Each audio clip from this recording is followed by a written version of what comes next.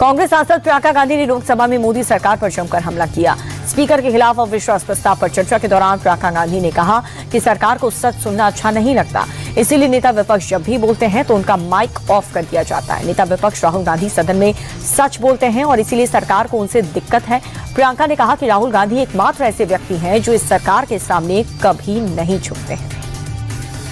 Speaker के खिलाफ अविश्वास प्रस्ताव पर बहस के दौरान कांग्रेस सांसद गौरव गोगोई ने कहा कि ये प्रस्ताव किसी व्यक्ति के खिलाफ नहीं है। हम प्रस्ताव लाकर के खुश नहीं हैं, लेकिन सदन की गरिमा की रक्षा के लिए ये प्रस्ताव लाना पड़ा। कांग्रेस सांसद ने कहा कि स्पीकर सरकार की नहीं, पूरे सदन की आवाज है, उन्हें निष्पक्ष होना चाहिए। स्पीकर के लिए पक्ष और विपक्ष समान होने चाहिए। नेता विपक्ष को बोलने नहीं दिया जाता। बजट सत्र के दूसरे चरण के दूसरे दिन सदन में फिर से हंगामा हुआ। लोकसभा की कार्रवाई शुरू होते ही विपक्षी सांसदों ने जमकर बवाल काटा। एसआईआर के मुद्दे पर जमकर नारेबाजी की, वोट चोर गद्दी छोड़ के नारे लगाए। प्रश्नकाल के दौरान कृषि मंत्री शिवराज सिंह चौहान जवाब देने के लिए जैसे ही खड़े हुए, वैसे ही विपक्ष ने हंगामा करना शुरू कर दिया। शिवराज ने पलटवार करते हुए ये कहा कि विपक्ष का तमाशा पूरा देश देख रहा है। एआई समिट में यूथ कांग्रेस के कार्यकर्ताओं ने शर्टलेस प्रदर्शन किया। बीजेपी आरोप लगाती थी कि प्रोटेस्ट की प्लानिंग राहुल गांधी के घर पर हुई थी। अब राहुल ने एक बयान देकर के इन आरोपों को कुछ हद तक साबित भी कर दिया। राहुल ने पहले यूथ कांग्रेस वालों को बब्बर शेर कहा था, अब उन्होंने कहा कि एआई समिट में यूथ कांग्रेस वालों ने अपना काम कर दिया। महिला कार्यकर्ताओं को संबोधित करते हुए राहुल ने ये कहा कि एआई समिट में यूथ कांग्रेस ने काम तमाम कर दिया है। एआई समिट पर शर्टलेस प्रदर्शन करने वाले यूथ कांग्रेस कार्यकर्ताओं को राहुल गांधी की शाबाशी मिलने पर बीजेपी हमलावर है।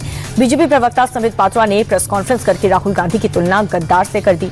संबित पात्रा ने कहा कि जब राहुल गांधी काम तमाम करने की बात कर रहे थे, तब देश उनके चेहरे पर मीर जाफर की मुस्कान देख रहा था। सिर्फ गद्दार को ही अपने देश को गिरते हुए देख करके खुशी होती है।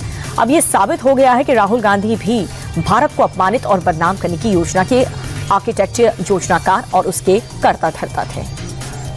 तृणमूल देश में मुख्य चुनाव आयुक्त ज्ञानेश कुमार के खिलाफ महाभियोग लाने की तैयारी में है। बताया जा रहा है कि इसके लिए टीएमसी ने इंडिया गठबंधन के साथियों के साथ बात कर ली है। गठबंधन में सहमति भी बन चुकी है। टीएमसी महाभियोग के प्रस्ताव की ड्राफ्टिंग कर रही है। बता दें कि सीसी इस वक्त बंगाल दौरे पर है। हावड़ा में टीएमसी ने आज उनके काफिले को काले झंडे दिखाए। कल भी सीसी का कालीघाट मंदिर के बाहर काले झंडे दिखाए गए थे। मुख्य चुनाव आयुक्त ज्ञानेश कुमार ने पश्चिम बंगाल में विधानसभा चुनाव की तैयारियों की समीक्षा की। सीसी ने कहा कि बंगाल में स्वतंत्र, निष्पक्ष और शांतिपूर्ण चुनाव सुनिश्चित करना चुनाव आयोग की प्राथमिकता है। एसआईआर पर जारी विवाद को लेकर के मुख्य चुनाव आयुक्त ने कहा कि एसआईआर का मकसद ये सुनिश्चित करना है कि वोटर लिस्ट शुद्ध हो या फिर पात्र वोटर को सूची में अपना नाम मिल जाए। सीसी ने आश्वासन दिया है कि एसआईआर में किसी भी पात्र वोटर का नाम नहीं कटेगा। युद्ध के 11वें दिन भी ईरान पर अमेरिका और इजरायल के ताबड़तोड़ हमले जारी हैं। चारों तरफ से बमबारी हो रही है। तेहरान में इजरायल ने न्यूक्लियर लैब पर अटैक किया। करज में अमेरिका ने भीषण बमबारी की। यूएस फोर्स ने तेहरान में एक नए तरह के बम से अटैक किया। बमबारी के बाद आसमान में नीली रोशनी निकली। रात में दिन जैसा मंजर नजर आया। उधर इजरायल लेबनान में हिजबुल्लाह के ठिकानों पर भी लगातार हमले कर रहा है। युद्ध में ईरान भी पीछे हटने को तैयार नहीं है। इजरायल समेत खाड़ी देशों में अमेरिकी ठिकानों पर लगातार मिसाइलों से हमला कर रहा है। ईरानी फोर्स ने इजरायल पर क्लस्टर वॉरहेड मिसाइल से अटैक किया। रामल्ला इजरायली फोर्स के ठिकानों को भी निशाना बनाया गया। तेल अवीव में ईरान लगातार मिसाइलें दाग रहा है। कतर, कुवैत, बहरीन में अमेरिकी ठिकानों पर ईरान लगातार निशाना बना रहा है। बहरीन में उस होटल में भी ईरान ने अटैक कर दिया जिसमें अमेरिकी अधिकारी ठहरे हुए थे। जंग के बीच ईरान ने अमेरिका को चेतावनी दी है। आईआरजीसी की तरफ से कहा गया कि अब ईरान 1 टन से ज्यादा वॉरहेड वाली मिसाइलों का इस्तेमाल करेगा। ईरान ने कहा कि दुश्मनों को पूरी तरह से खत्म किया जाएगा। बता दें कि अब तक 1 टन से कम वॉरहेड की मिसाइलों ने इजरायल में काफी नुकसान किया। एक्सपर्ट का मानना यह है कि अगर ऐसा हुआ तो इजरायल में भारी नुकसान हो सकता है और तबाही का स्तर और भी ज्यादा बढ़ सकता है। ग्लोबल मार्केट में तेल की कीमतों में गिरावट देखने को मिल रही है। मंगलवार को एशिया में ब्रेंट क्रूड ऑयल की कीमतें 8.5% गिर गई, जिसके बाद प्रति बैरल की कीमत $92.50 पर आ गई। अमेरिकी तेल की कीमत $88.60 पर आ गई है। अमेरिकी राष्ट्रपति डोनाल्ड ट्रंप के युद्ध को जल्द खत्म करने वाले बयान के बाद से कीमतों में गिरावट दर्ज की गई। पिछले कई दिनों से कच्चे तेल की कीमत आसमान छू रही है। मिडिल ईस्ट में तनाव का असर तेल पर दिखाई दे रहा है। खाड़ी की जंग ने दुनिया भर में तेल संकट पैदा कर दिया और इसे लेकर के दुनिया की सबसे बड़ी तेल कंपनी अरामको ने बड़ा बयान दिया। अरामको का कहना है कि अगर ये युद्ध ऐसे ही जारी रहा तो इससे कई देश तेल के लिए तरस जाएंगे। स्ट्रेट ऑफ हॉर्मुज़ के बंद रहने से बड़ा तेल संकट भी आ सकता है। दुनिया भर में तेल की किल्लत जारी है, लेकिन भारत के पास फिलहाल पर्याप्त स्टॉक पड़ा हुआ है। स्ट्रेट ऑफ हॉर्मुज़ के अलावा बाकी सोर्सेज से 70% तेल मंगाया जा रहा है। सरकार ने पहले ही साफ कर दिया कि फिलहाल पेट्रोल डीजल के दाम नहीं बढ़ेंगे। रही बात एलपीजी की, तो बुकिंग टाइम्स बढ़ाने के साथ आउटपुट को भी 10% बढ़ा दिया गया। कमेटी के जरिए शॉर्टेज की निगरानी हो रही है। सरकारी सूत्र इस बात की पुष्टि कर रहे हैं। देश में बढ़ते कमर्शियल गैस संकट के बीच पीएम मोदी ने पेट्रोलियम मंत्री हरदीप सिंह पुरी के साथ बैठक की। हरदीप पुरी ने प्रधानमंत्री मोदी को मौजूदा हालात की पूरी इंफॉर्मेशन दी। बैठक में विदेश मंत्री एस जयशंकर भी मौजूद रहे। बता दें कि मिडिल ईस्ट में जारी जंग के चलते दुनिया भर में तेल और गैस आपूर्ति प्रभावित हुई है, जिसका असर भारत में भी पड़ा है। देश में बड़े शहरों पर कमर्शियल गैस सिलेंडर की किल्लत हो गई, जिसका सीधा असर अब होटल और रेस्टोरेंट इंडस्ट्री पर पड़ रहा है। अमेरिका, इजरायल और ईरान के बीच छिड़ी जंग का असर भारत में तेल और गैस आपूर्ति पर पड़ रहा है। कमर्शियल गैस की भारी किल्लत हो रही है। इस बीच घरेलू की गैस की आपूर्ति सुनिश्चित करने के लिए सरकार ने आपातकालीन प्रावधानों के तहत एसेंशियल कमोडिटीज एक्ट लागू कर दिया। सरकार ने प्राकृतिक गैस की आपूर्ति को प्राथमिक सेक्टर्स के हिसाब से निर्धारित करने के आदेश दिए, ताकि घरेलू और आवश्यक क्षेत्रों को पर्याप्त मात्रा में गैस लीक और संकट के प्रभाव को कम किया जा सके। पेट्रोलियम मंत्रालय ने रिफाइनरी को एलपीजी प्रोडक्शन बढ़ाने के निर्देश दिए हैं, ताकि एलपीजी की किल्लत से लोगों की परेशानी न बढ़े। वहीं पेट्रोल, डीजल और एलपीजी की जमाखोरी और कालाबाजारी रोकने के लिए पेट्रोलियम मंत्रालय ने एक समिति का गठन किया है, जो होटल रेस्टोरेंट में एलपीजी की जरूरतों की जांच करेगी और उन्हें एलपीजी उपलब्ध कराने की कोशिश की जाएगी। तेल और गैस संकट को लेकर के विपक्ष ने सरकार पर सवाल उठाना शुरू कर दिया। समाजवादी पार्टी के सांसद रामगोपाल यादव ने साफ कह दिया है कि सरकार स्टॉक को लेकर के देश की जनता को गुमराह करेगी। सरकार की नीतियों से देश को नुकसान हो रहा है। वहीं जेएमएम सांसद महुआ माझी ने रांची में पेट्रोल पंप से लेकर के गैस एजेंसियों में लंबी कतार देखने को मिल रही है। सरकार को अपनी नीति स्पष्ट करनी चाहिए। मिडिल ईस्ट में चल रही जंग का असर देश में दिखने को लगा है। देश के बड़े शहरों में कमर्शियल सिलेंडर की किल्लत हो गई। मुंबई से लेकर के बेंगलुरु तक होटल, रेस्टोरेंट मालिक परेशान है। गैस सप्लाई न होने की वजह से रेस्टोरेंट बंद हैं या फिर बंद होने जा रहे हैं। आर्थिक राजधानी मुंबई में भी सप्लाई कम हो चुकी है। होटल मालिक एसोसिएशन के मुताबिक मुंबई में 20% होटल बंद हो गए। कुछ दिन तक ऐसी स्थिति बनी रही तो 4 से 5 हजार होटल आने वाले दिनों में बंद हो सकते हैं।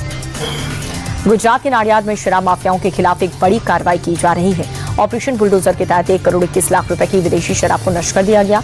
कोर्ट के आदेश अनुसार पुलिस ने 42,000 से ज्यादा शराब की बोतलें बुलडोजर चलाकर के नष्ट की। बता दें कि गुजरात एक ड्राई स्टेट है, यानी कि यहाँ पर शराब बंदी लागू है। बीते 4 साल में नाडियाद डिवीजन में प्रशासन ने 20 करोड़ से ज्यादा की शराब को नष्ट कर दिया है। सीएम योगी आदित्यनाथ की मां पर अभद्र टिप्पणी को लेकर के मौलाना सलीम की टेंशन बढ़ गई है। मौलाना सलीम के खिलाफ यूपी के 83 थानों में एफआईआर दर्ज हुई।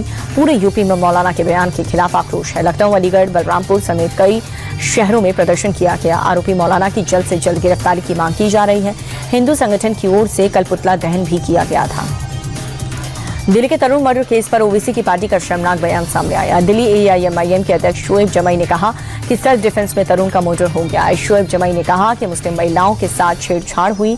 तरुण जिम से लड़कों को साथ लेकर मारपीट करने पहुंचा था और इसी दौरान खुद को बचाव में तरुण की दुर्भाग्यपूर्ण हत्या हो गई। बता दें कि उत्तम नगर में होली के रात तरुण की हत्या कर दी गई। मुस्लिम पक्ष के 18 से 20 लोगों ने लाठी, डंडे और ईंट सरिया से उसे बेरहमी से पीटा था। आउटर नॉर्थ दिल्ली में देर रात पुलिस और बदमाशों के बीच मुठभेड़ हो गई। एनकाउंटर के पुलिस ने बवाना हत्याकांड के 2 आरोपी मोहम्मद इरफान और श्रेय पांडे को धर दबोचा। मुठभेड़ में दोनों आरोपियों के पैर में गोली लगी। घायल अवस्था में दोनों को अस्पताल में भर्ती करवा दिया गया। आरोपियों ने पुलिस पर गोलीबारी करके भागने की कोशिश की थी। जवाब में पुलिस ने फायरिंग की, जिसमें बदमाशों के पैर में गोली लगी। दोनों तरफ से करीब 11 से 12 राउंड गोलियां चली। शेयर बाजार तेजी के साथ बंद हुआ। सेंसेक्स 640 अंक चढ़ करके 78,205 के स्तर पर बंद हुआ। निफ्टी में भी करीब 233 अंकों की तेजी दर्ज की गई है, जिसके बाद निफ्टी 24,262 पर बंद हुआ। बाजार में बैंकिंग, ऑटो, एफएमसीजी के शेयर्स में सबसे ज्यादा बढ़त दर्ज की गई। भारतीय बाजार के साथ एशियाई बाजार में तेजी रही। शेयर मार्केट पर मिडिल ईस्ट में चल रहे युद्ध के कारण उतार चढ़ाव रहा। शेयर बाजार में आई तेजी से कई शेयर को फायदा हुआ तो वहीं कुछ को नुकसान हुआ। निफ्टी 50 में श्रीराम फाइनेंस, एका मोटर्स और टाटा मोटर्स पैसेंजर्स व्हीकल्स आज के टॉप गेनर्स रहे। दूसरी ओर बढ़त के बाद भी कई शेयर्स में गिरावट रही। इन्फोसिस, इटर्नल और रिलायंस इंडस्ट्रीज आज के टॉप लूजर्स में शामिल रहे। अमेरिकी डॉलर के मुकाबले रुपया अपने निचले स्तर से थोड़ा सा उभरा है। डॉलर के मुकाबले रुपए में आज 36 पैसे की बढ़त रही, जिसके बाद एक अमेरिकी डॉलर की कीमत 91 रुपये 85 पैसे हो चुकी है। इंटरनेशनल मार्केट में कच्चे तेल की कीमतों में आई गिरावट के कारण रुपया मजबूत हुआ। विदेशी मुद्रा व्यापारियों का कहना यह है कि इसमें घरेलू शेयर बाजार में उछाल का भी असर रहा। सोने चांदी के दाम में आज तेजी दर्ज की गई है। सोने और चांदी की दोनों में काफी बढ़त हुई। 24 कैरेट सोने का दाम 1,616 रुपए की तेजी रही, जिसके बाद 10 ग्राम का भाव 1,61,915 रुपए हो चुका है। वहीं चांदी के दाम में भी 7,866 रुपए की बढ़त रही। तेजी के बाद 1 किलो चांदी की कीमत 2,75,026 रुपए हो गई। दुनिया में चले तनाव के बीच सोने चांदी के दाम में उतार चढ़ाव जारी रहा। फरवरी महीने में गोल्ड ETF में निवेशकों की रुचि कम हुई है। AMFI के आंकड़ों के मुताबिक फरवरी में गोल्ड ETF में निवेश 5,255 करोड़ रुपए पर आ गया, जो जनवरी के मुकाबले काफी कम है। दरअसल जनवरी में गोल्ड ETF में 24,040 करोड़ रुपए का रिकॉर्ड इन्वेस्टमेंट हुआ था। एक्सपर्ट्स का मानना यह है कि जनवरी में रिकॉर्ड इन्वेस्टमेंट से लोगों ने ब्रेक लिया है, जो कि सामान्य प्रक्रिया है।